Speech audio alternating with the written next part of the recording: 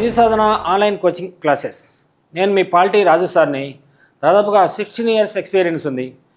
వివిధ ప్రీవియస్ ఎగ్జామ్స్లో అంటే ఇంతకుముందు జరిగినటువంటి ఎగ్జామ్స్లో పాలిటీ పరంగా వాడు ఏ రకమైనటువంటి బిట్లు ఇవ్వడం జరిగింది అనేటటువంటి క్లాసులు మనం ఈ రోజు నుంచి ప్రతిరోజు మనం ప్రీవియస్ పేపర్లో వచ్చినటువంటి ఇంపార్టెంట్ బిట్స్ మొత్తం కూడా మనం ఆన్లైన్ క్లాసుల రూపంలో మనం చర్చించుకుంటూ ఉందాం.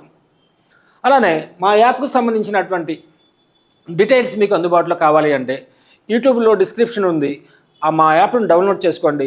మా విజయ సాధనకు సంబంధించినటువంటి ఆన్లైన్ క్లాసెస్ మొత్తం కూడా మీకు ఈజీగా అందుబాటులో ఉండడానికి అవకాశాలు ఖచ్చితంగా ఉంటాయి. ఫస్ట్ క్లాస్, ఫస్ట్ బిట్ చూడు. Who was the chairman of the drafting committee? Who was the chairman of the drafting committee? దాన్ని మనం ముసాయిదా కమిటీ చైర్మన్ ఎవరు లేదా ముసాయిదా కమిటీ అధ్యక్షుడు ఎవరు అని చెప్పి క్వశ్చన్ అడగడం జరిగింది. జస్ట్ జనరల్గా మన భారత రాజ్యాంగంలో ఉన్నటువంటి మొత్తం కమిటీలు ఎన్ని? మన భారత రాజ్యాంగ పరిషత్తులో ఉన్నటువంటి మొత్తం కమిటీలు 22 కమిటీలు ఉన్నాయి. టోటల్ కమిటీస్ 22 ఉన్నాయి. ఉన్నటువంటి 22 కమిటీల్లో most important committee of the our constitution of India, ఉన్నటువంటి 22 కమిటీల్లో అత్యంత ముఖ్యమైనటువంటి కమిటీ పేరే డ్రాఫ్టింగ్ కమిటీ. దీన్నే తెలుగులో ముసాయిదా కమిటీ అనేటటువంటి పేరుతో పిలుస్తాం. కాబట్టి ఈ ముసాయిదా కమిటీ చైర్మన్గా ఎవరు నియమించబడ్డారు అనేది క్వశ్చన్. ఆర్ఆర్బీ గ్రూప్ 2కి సంబంధించినటువంటి 16/9/2022 సంవత్సరంలో ఈ క్వశ్చన్ అడగడం జరిగింది. కాబట్టి డ్రాఫ్టింగ్ కమిటీ చైర్పర్సన్ ఎవరు అన్నట్లయితే రైట్ ఆన్సర్ వచ్చేసి డాక్టర్ బిఆర్ అంబేద్కర్. అయితే ఈ ముసాయిదా కమిటీలో ఉన్నటువంటి మొత్తం సభ్యుల సంఖ్య, ఈ ముసాయిదా కమిటీలో ఉన్నటువంటి మొత్తం సభ్యుల సంఖ్య 7. 6+1 అంటాం, 7. అంటే 6 సాధారణమైనటువంటి సభ్యులు, ఒకతరేమో చైర్పర్సన్. ఆ చైర్పర్సనే doctor BR Ambedkar. First one Ambedkar chairman. Gopalaswami Ayyangar, Alladi Krishnaswami Ayyar, Mohammed Syed Saadulla, K M Munshi, Madhava Rao. 7th one T T Krishnamachari. ఇలా రాజ్యాంగ పరిషత్తులో ఉన్నటువంటి మొత్తం కమిటీలు 22 కమిటీలు. ఉన్నటువంటి 22 కమిటీలో మోస్ట్ ఇంపార్టెంట్ కమిటీ, అత్యంత ముఖ్యమైనటువంటి కమిటీ పేరే డ్రాఫ్టింగ్ కమిటీ. దాన్నే మనం ముసాయిదా కమిటీ అనేటటువంటి పేరుతో పిలుస్తాం. ఈ ముసాయిదా కమిటీ చైర్పర్సన్గా ఎవరున్నారు అంటే డాక్టర్ బిఆర్ అంబేద్కర్. ఈ కమిటీలో ఉన్నటువంటి మొత్తం సభ్యుల సంఖ్య 6+1. ఈ 6 సాధారణ సభ్యులు,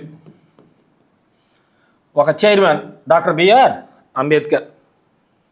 next second question. The constitutional assembly formed the drafting committee to prepare a draft constitution of India on. భారత రాజ్యాంగ ముసాయిదాను రూపొందించడానికి రాజ్యాంగ పరిషత్ సభ ముసాయిదా కమిటీని ఏ సంవత్సరం ఏర్పాటు చేసింది అన్నది. ఈ ముసాయిదా కమిటీని ఏర్పాటు చేసినటువంటి సంవత్సరం 1947 ఆగస్టు 29వ తారీఖున.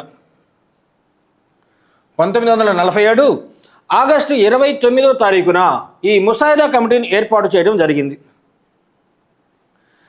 వాస్తవంగా ఈ ముసాయిదా కమిటీ భారత రాజ్యాంగ పరిషత్తు అంటే భారత రాజ్యాంగ పరిషత్తులో ఉన్నటువంటి ముసాయిదా కమిటీ భారత రాజ్యాంగాన్ని ఆమోదించుకోవడానికి తీసుకున్నటువంటి సమయం దాదాపుగా 2 సంవత్సరాల 11 నెలల 18 రోజులు. 2 సంవత్సరాల 11 నెలల 18 రోజులు అంటే నియర్లీ 3 years, 3 సంవత్సరాల కాలం పట్టింది.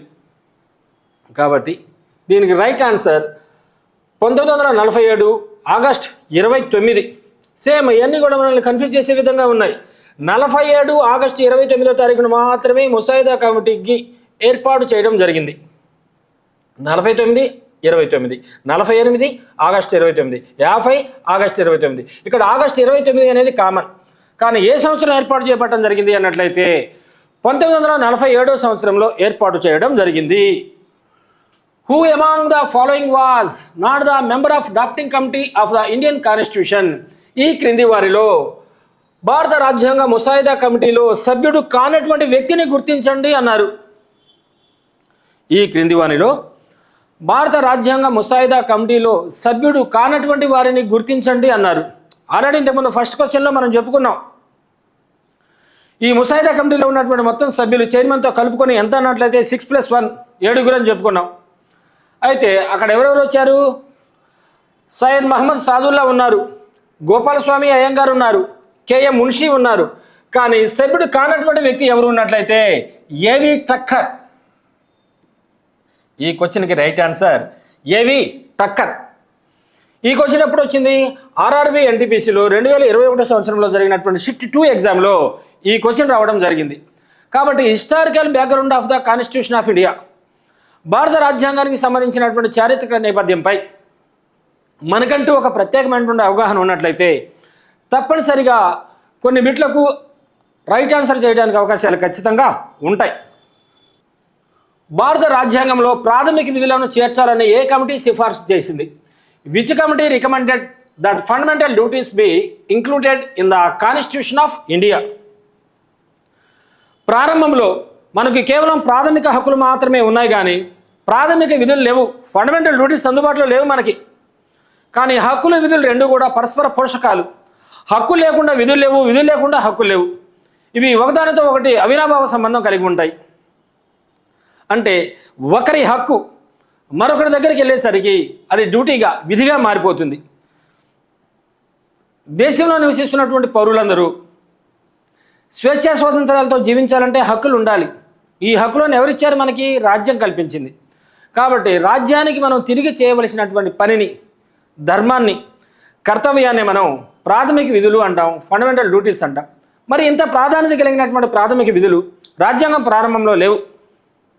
అయితే 1976 సంవత్సరంలో చేసిన 42వ రాజ్యాంగ సవరణ చట్టం ద్వారా 42వ రాజ్యాంగ సవరణ చట్టం ద్వారా డాక్టర్ స్వరణ్ సింగ్ కమిటీ ఇచ్చినటువంటి ప్రత్యేకమైనటువంటి సిఫార్సుల మేరకు, ఇక్కడ అభ్యర్థులు గుర్తుంచుకోవాలి, డాక్టర్ స్వరణ్ సింగ్ కమిటీ ఇచ్చినటువంటి ప్రత్యేకమైనటువంటి రికమెండేషన్స్ బేసిక్గా తీసుకొని ప్రత్యేకమైన సిఫార్సుల మేరకు 8 రకాల ప్రాథమిక విధులను రష్యా రాజ్యాంగం నుండి స్వీకరించడం జరిగింది మన భారత రాజ్యాంగ నిర్మాతలు. మిగిలినటువంటి 2 రకాల ప్రాథమిక విధులను భారత ప్రభుత్వమే ప్రత్యేకంగా ఏర్పాటు చేయడం జరిగింది. ఈ మొత్తం 10 రకాల ప్రాథమిక విధులు ఎప్పటి నుండి ఫోర్స్లోకి రావడం జరిగింది అన్నట్లయితే 1977 జనవరి 3వ తారీఖు నుండి అమల్లోకి రావడం జరిగింది. కాబట్టి జనవరి 3వ తారీఖును మనం ఫండమెంటల్ డ్యూటీస్ డేగా సెలబ్రేట్ చేసుకుంటాము, ప్రాథమిక విధుల దినోత్సవంగా జరుపుకుంటాము ప్రతి ఇయర్. 1977 సంవత్సరం నుండి జనవరి 3న. ప్రస్తుతానికి భారత పౌరులకు అందుబాటులో ఉన్నటువంటి మొత్తం ప్రాథమిక విధుల సంఖ్య ఎంత అన్నట్లయితే 11. ఆ 11వ ప్రాథమిక విధి ఏది అన్నట్లయితే 6 నుండి 14 సంవత్సరాల లోపు బాలబాలికలకు వారికి కావలసినటువంటి విద్యా సౌకర్యాలను కల్పించవలసిన ప్రధానమైనటువంటి బాధ్యత వారి తల్లిదండ్రులదే. కాబట్టి ప్రాథమిక విధులను చేర్చాలని ఏ కమిటీ సిఫార్సు చేసింది? స్వరణ్ సింగ్ కమిటీ. ఇది రైట్ ఆన్సర్. 1976 సంవత్సరంలో చేసిన 42వ రాజ్యాంగ సవరణ చట్టం ద్వారా డాక్టర్ స్వరణ్ సింగ్ కమిటీ ఇచ్చినటువంటి ప్రత్యేకమైనటువంటి సిఫార్సుల మేరకు 8 రకాల ప్రాథమిక విధులను రష్యా రాజ్యాంగం నుండి స్వీకరించాం. 2 రకాల ప్రాథమిక విధులను భారత ప్రభుత్వమే ప్రత్యేకంగా ఏర్పాటు చేసింది. ప్రస్తుతానికి అందుబాటులో ఉన్నటువంటి మొత్తం ప్రాథమిక విధుల సంఖ్య 11. ఈ క్వశ్చన్ ఆర్ఆర్బి గ్రూప్ డికి సంబంధించి 2022 షిఫ్ట్ 1 ఎగ్జామ్కి ఈ క్వశ్చన్ రావడం జరిగింది. షిఫ్ట్ 1 1/9/2022 సంవత్సరంలో జరిగినటువంటి పేపర్లో. Who was the considered as the person responsible for the political integration of India by unifying 562 princely states in the country? మన భారతదేశంలోని 562 సంస్థానాలను ఏకం చేయడం ద్వారా భారతదేశ రాజకీయ ఏకీకరణకు కారణమైన వ్యక్తిని గుర్తించండి అన్నాడు. మన భారతదేశంలో సంస్థానాలను ఏకీకృతం చేసినటువంటి వ్యక్తి సర్దార్ వల్లభాయ్ పటేల్. ఎవరు? సర్దార్ వల్లభాయ్ పటేల్. ఇతనే మనం ఏమంటాం? ఉక్కు మనిషి అనేటటువంటి పేరుతో కూడా పిలుస్తాం. దాదాపుగా ఉన్నటువంటి సంస్థానాల మొత్తం సంఖ్య 562 ఉన్నాయి. దాదాపుగా 549 సంస్థానాలను విలీనం చేసినటువంటి ఘనత, అంటే మన భారతదేశంలో ఏకీకరణ చేసినటువంటి ఘనత సర్దార్ వల్లభాయ్ పటేల్కు మాత్రమే దక్కుతుంది. కాబట్టి ఈ సంస్థానాలను విలీనం చేసినటువంటి వ్యక్తి ఎవరు ఉన్నట్లయితే సర్దార్ వల్లభాయ్ పటేల్. ఈ క్వశ్చన్ కూడా ఆర్ఆర్బి గ్రూప్ డికి సంబంధించి 2022 షిఫ్ట్ 3 ఎగ్జామ్కి అడగడం జరిగింది. కాబట్టి ఇతన్ని మనం ఇండియన్ బిస్మార్క్ అంటే సర్దార్ వల్లభాయ్ పటేల్ గల మరొక బిరుదు ఇండియన్ బిస్మార్క్ అనేటటువంటి పేరుతో కూడా పిలుస్తాము. Who was the first financial minister of independent India? స్వతంత్ర భారతదేశంలో మొదటి ఆర్థిక శాఖ మంత్రిగా ఎవరు పనిచేయడం జరిగింది? ఆన్సర్ వచ్చేసి ఆర్కే షణ్ముగం శెట్టి. ఆర్కే షణ్ముగం శెట్టి. ప్రస్తుత ఆర్థిక శాఖ మంత్రిగా ఎవరున్నారు? నిర్మలా సీతారామన్. బడ్జెట్ని ఎవరు ప్రవేశపెడతారు? ఆర్థిక శాఖ మంత్రులే బడ్జెట్ను ప్రవేశపెట్టడానికి అవకాశం ఉంది. కాబట్టి స్వతంత్ర భారతదేశంలో మొట్టమొదటిసారిగా భారతదేశ ఆర్థిక మంత్రిగా పనిచేసినటువంటి వ్యక్తి ఎవరు? ఆర్కే షణ్ముగం శెట్టి. స్వతంత్రం రాకముందు మన భారతదేశ ఆర్థిక శాఖ మంత్రిగా పనిచేసినటువంటి వ్యక్తి జాన్ మథాయ్. జాన్ మథాయ్ 1948 సంవత్సరంలో. తర్వాత which of the following acts was passed by the British parliament defining the powers and responsibilities of the various organisations the East India company?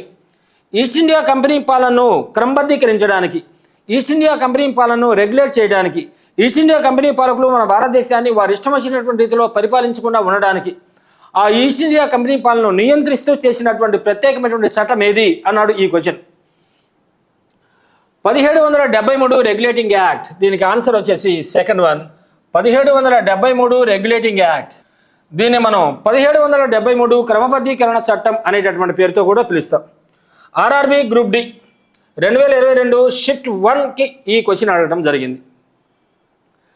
అలానే దీన్నే బేసిక్గా తీసుకొని 1773 రెగ్యులేటింగ్ చట్టం ఆధారంగానే మన భారతదేశంలో 1774 సంవత్సరంలో కలకత్తాలోని ఫోర్ట్ విలియమ్స్ అనేటటువంటి ప్రాంతంలో మొట్టమొదటిసారిగా సుప్రీంకోర్టును కూడా ఏర్పాటు చేసుకోవడం జరిగింది. ఓకే, కాబట్టి ఈస్ట్ ఇండియా కంపెనీ పాలనను నియంత్రిస్తూ చేసినటువంటి ప్రత్యేకమైనటువంటి చట్టం ఏది అంటే 1773 రెగ్యులేటింగ్ యాక్ట్. ఈ చట్టాన్ని బేసిక్గా తీసుకొని మన భారతదేశంలో అత్యున్నత న్యాయస్థానమైనటువంటి సుప్రీంకోర్టును ఏ సంవత్సరం ఏర్పాటు చేసుకున్నామంటే 1774 సంవత్సరం. ఎక్కడ ఏర్పాటు చేసుకోవడం జరిగిందంటే fort Williams in Calcutta. In which of the following years was the first republic day of India celebrated? మన భారతదేశంలో మొదటిసారిగా గణతంత్ర దినోత్సవాన్ని ఏ సంవత్సరం నుండి జరుపుకుంటున్నాము? ఏ సంవత్సరం నుండి జరుపుకుంటున్నాం? 1950 జనవరి 26 నుండి గణతంత్ర దినోత్సవంగా జరుపుకోవడం జరుగుతుంది. 1950 జనవరి 26 నుండి రిపబ్లిక్ డేగా మనం సెలబ్రేట్ చేసుకోవడం జరుగుతున్నాం. వాస్తవంగా గణతంత్ర అనేటటువంటి అంశాన్ని మన భారత రాజ్యాంగ నిర్మాతలు, రిపబ్లికన్ సిస్టమ్ అనేటటువంటి అంశాన్ని మన భారత రాజ్యాంగ నిర్మాతలు ఏ దేశ రాజ్యాంగం నుండి స్వీకరించడం జరిగింది అన్నట్లయితే ఫ్రాన్స్ రాజ్యాంగం నుండి స్వీకరించడం జరిగింది. అసలు రిపబ్లిక్ డే అంటే ఏంటి? అసలు గణతంత్ర దినోత్సవం అంటే ఏంటి? మన భారత రాజ్యాంగం 1950 జనవరి 26వ తారీఖున అమల్లోకి రావడం జరిగింది. ఇక నుండి దేశాన్ని పాలించేటటువంటి అధిపతులు అంటే ఇక నుండి దేశాన్ని పరిపాలించేటటువంటి పాలకులు ప్రజల ద్వారా ప్రత్యక్షంగా కానీ పరోక్షంగా కానీ ఎన్నికైనటువంటి వ్యక్తులు మాత్రమే దేశాన్ని పరిపాలిస్తారు అని చెప్పడాన్నే రిపబ్లికన్ సిస్టమ్ అంటాం. అంటే గణతంత్ర విధానం అనేటటువంటి పేరుతో పిలుస్తాం. అంటే ఇంతకుముందు ఉన్నటువంటి వారసత్వ సిద్ధాంతాలకు, వారసత్వ విధానాలకు పూర్తిగా స్వస్తి వలగడం జరిగింది. ప్రజల ద్వారా ప్రత్యక్షంగా కానీ పరోక్షంగా కానీ ఎన్నికైనటువంటి వ్యక్తులు మాత్రమే దేశాన్ని పరిపాలిస్తారు అని చెప్పడాన్ని మనం రిపబ్లికన్ సిస్టమ్, గణతంత్ర విధానంగా చెప్పుకోవడం జరుగుతుంది. Constitutional assembly drafted the constitution for independent India. It was setup under. రాజ్యాంగ పరిషత్ స్వతంత్ర భారతదేశానికి రాజ్యాంగాన్ని రూపొందించింది. ఈ క్రింద ఏర్పాటు ఎవరు చేశారు అంటున్నారు. దీనికి answer cabinet mission plan. Cabinet mission plan యొక్క ప్రత్యేకమైనటువంటి సిఫార్సుల మేరకు 1946 సంవత్సరంలో క్యాబినెట్ మిషన్ ప్లాన్ యొక్క ప్రత్యేకమైనటువంటి సిఫార్సుల మేరకు ఏం చేశాం? రాజ్యాంగ పరిషత్ స్వతంత్ర భారతదేశానికి రాజ్యాంగాన్ని రూపొందించడం జరిగింది. ఏ కమిటీ సిఫార్సుల మేరకు? క్యాబినెట్ మిషన్ ఇచ్చిన ప్రత్యేకమైనటువంటి సిఫార్సుల మేరకు. ఈ క్యాబినెట్ మిషన్ ప్లాన్ని మనం ఇంకో రకమైనటువంటి పేరుతో కూడా పిలుస్తాం. మంత్రిత్రయ రాయబారం అంటాం.